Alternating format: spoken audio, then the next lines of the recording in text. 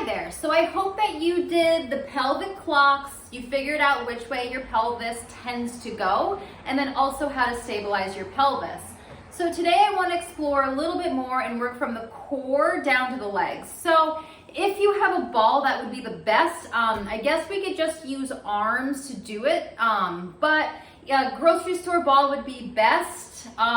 If you have a basketball or nothing really weighted, because you want to put it between the inner thighs, and then you want to see what you push into. I was playing around with like maybe if you put a pillow there, or if you have like a bigger water bottle, the foam roller might be too hard, but like something that has a little bit of give, because you want that to mimic what your muscles are doing. All right.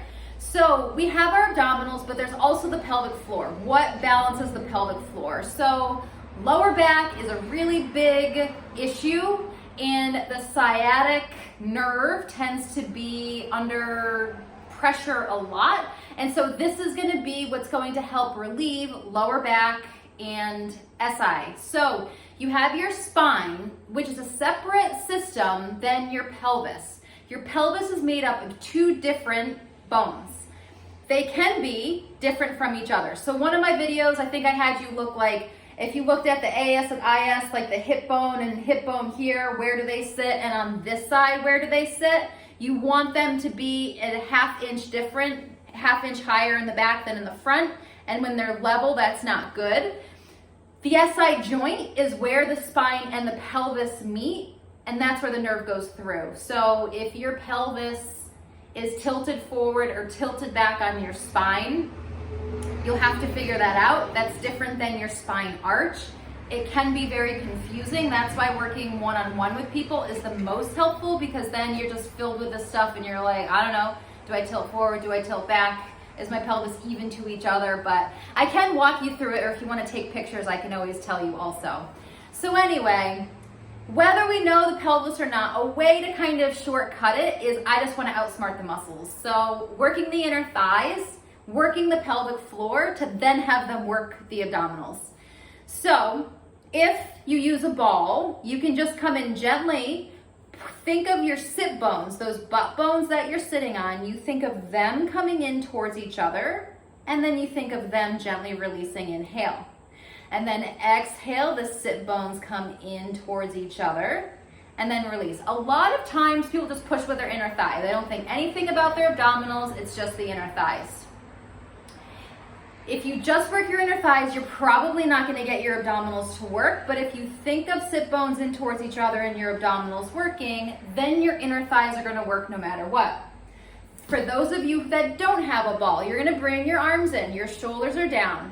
I'm gonna be pushing out on my arms as my legs push in. So I'm gonna be feeling my armpits in here. So inhale, exhale, push in on your push your legs in, pushing your arms out. You're almost just stabilizing. You're not gonna see much movement, and then inhale, gently release. And then exhale, push the legs in as you meet the pressure with your arms coming out, and exhale. And then inhale and gently release. And then do two more. You push in as you push out on your arms, inhaling and release. And then do one more time. Good. So now, some people feel better from their butt working to their abdominals. So if this is you, if you have a band, you can wrap it on the outside of the legs. I'm just gonna have you use your arms. So you're sitting up in your flat back, so inhale. Exhale, you push out on your thighs and you push your arms in from your armpits, and then inhale, gently release. And then exhale, my abdominals I cue first, then I'm thinking of pushing here, then my knees move, but my arms are pushing them in, and then inhale and gently release. And then do two more. Good, inhale. And then one more. So you're trying to gradually increase the tension to maybe 60% intensity, and then gradually reduce it to maybe 10-20%. Because in the stability world, you don't want to be 100% to nothing, because that can load and unload the muscle and the ligament and the tendon too much, and that's why a lot of people have joint problems. And so when you gradually increase the tension and then gradually reduce it, that's a little bit better on the muscle and the stabilizers. So arms in and push in for one, exhale. inhale, release, and then exhale and push out for 1. Inhale, and then exhale as you push in. Inhale, and then exhale to push out. Where did you feel your abdominals more? When you pushed in or when you pushed out? Now, this is something that you need to know. Most people feel it more on the inner thigh. So in classes or when I work with people, I just give them a ball and put it between their inner thighs, and that helps them get their abdominals and their butt better engaged. But if you have sciatica or lower back problems, this is going to be huge. But you have to have stability. If you pretend I have the ball between the inner thighs, if you push in and you tilt back and you have the spine change here, that's not stability. You need to try to figure out how to be here. You could always do it against a wall as you push in and then gently release.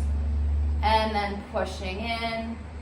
See how it's not moving? And then gently release. So whether I'm in, out, this is the basics. This is when someone comes into me for an injury or not feeling good, especially back.